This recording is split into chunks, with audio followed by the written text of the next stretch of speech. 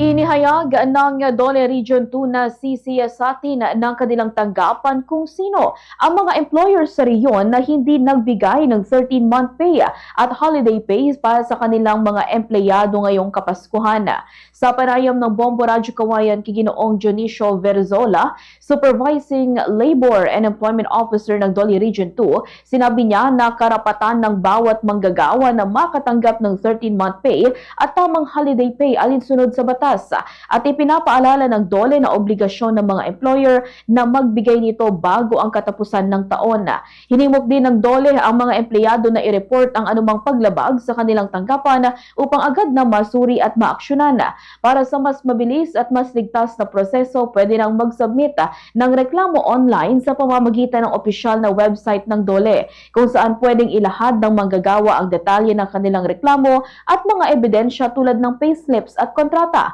Dagdag pa ni Verzola, sisimula ng Dole ang immediate inspection at monitoring sa mga kumpanyang may reklamo mula sa mga manggagawa at maaring patawan ng kaukulang parusa ang mga employers na mapatutunayang lumabag sa batas. Pinayuhan din ng mga kumpanya na magbigay ng tamang dokumentasyon at resibo bilang patunay na pagbabayad upang maiwasan ang anumang hindi pagkakaunawaan sa pagitan ng empleyado at employer.